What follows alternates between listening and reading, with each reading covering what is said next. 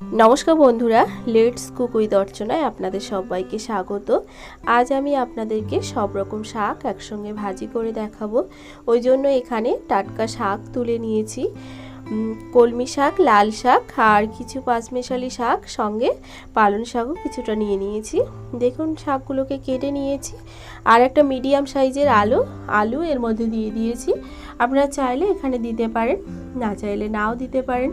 পেঁয়াজ দেখুন কুচি নিয়েছি, কিছুটা রসুন কুচি আর একটু লঙ্কা কুচি নিয়ে নিলাম। এবারে কড়াইয়ে দিয়ে দিচ্ছি সরিষার তেল, দিয়ে দিলাম শুকনো লঙ্কা, আমি এখানে 3টে শুকনো লঙ্কা দিয়েছি।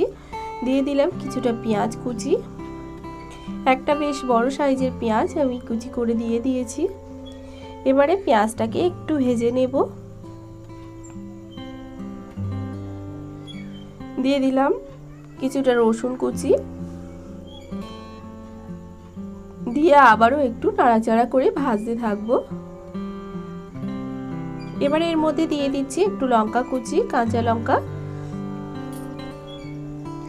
দিয়ে আবারও মশলাটাকে খুব ভালো করে একটু ভেজে নেব। এবারে এর মধ্যে দিয়ে দিলাম কেটে রাখা শাক। আপনারা আলুটা এখানটায় যদি দেন তো আলুটা দিলে খুব ভালো টেস্ট আসে।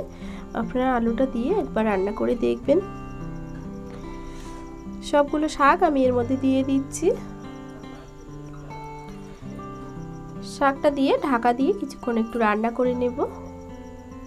দেখুন কিছুক্ষণ পর ফিরে আসলাম, শাকটা অনেকটাই কমে এসেছে। এবারে আমি নেড়ে চেড়ে দেবো একটু।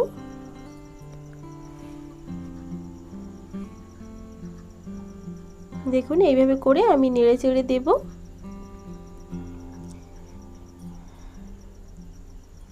শাক আপনারা সবাই রান্না করতে জানেন, তবুও আমি যেভাবে শাক রান্না করি ওইভাবেই আমি আপনাদের সঙ্গে শেয়ার করলাম।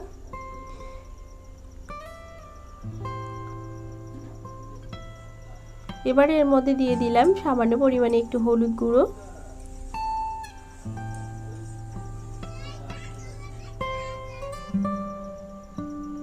দিয়ে দিলাম একটু জিরা বাটা, দিয়ে আবারও কিছুক্ষণ এইভাবে নাড়াচাড়া করে রান্না করতে থাকবো।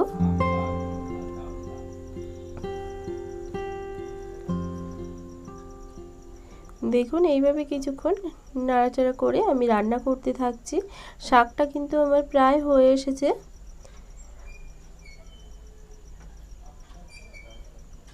আর আমি শাকটাকে শুকনো করব না, এবারে আমি নামিয়ে আপনাদেরকে পরিবেশন করে দেখাচ্ছি।